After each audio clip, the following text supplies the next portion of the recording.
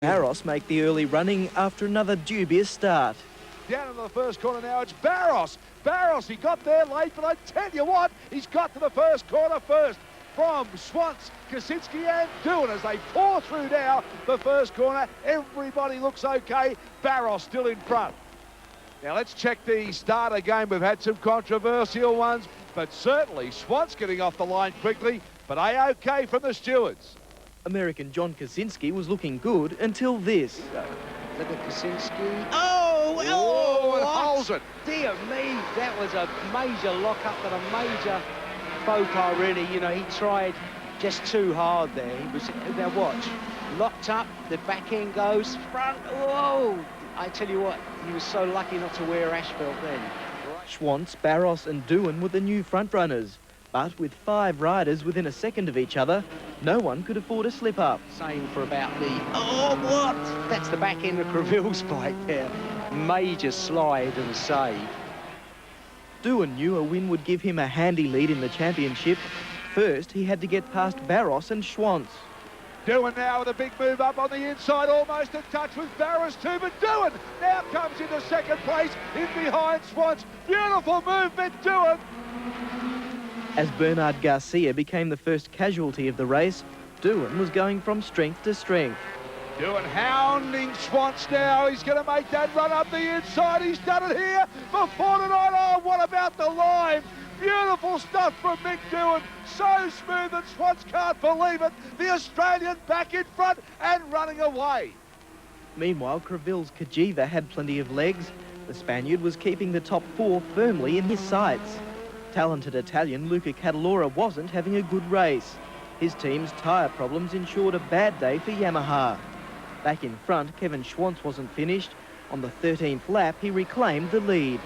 So Doohan now getting a little out of shape there as the rubber starts to go off slightly. Schwantz tucks up inside him. Nothing wrong with the horsepower and the mumbo of the Honda as they come down the straight. But look at this. Schwantz never ride him off under brakes. Oh, he's so good there. And Schwantz takes back the lead from Mick Doohan. The Spanish crowd was hungry for more. And with neither rider able to gain an advantage, they were getting their money's worth.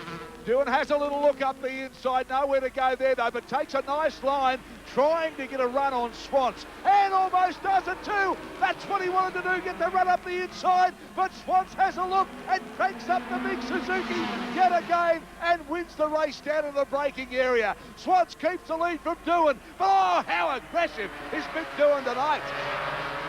While Ito was set for a long walk after coming to grief, Doohan finally got his man. Doohan hounding Schwantz now. He's going to make that run up the inside. He's done it here before tonight. Oh, what about the line? Beautiful stuff from Mick Doohan. Also making a move was Kaczynski, gradually closing the gap on Creville and 3rd place. But Doohan and Schwantz were well clear. Apart from a few scary moments, the Australian was looking good. Schwantz turned up the heat in the closing stages, but Doohan had the better of the traffic to increase his margin once again. Riding well, get out of the way, 27, we don't want you. Doohan didn't mind, the buffer helping him to record a comfortable win over Schwantz and Kaczynski. You know, I'm happy we could win here. It was a tough race. I thought it had come down between a race between Kevin and myself, and you know, I didn't know whether I could get the better of him or not, but just kept my head down and got lucky in the traffic, I think.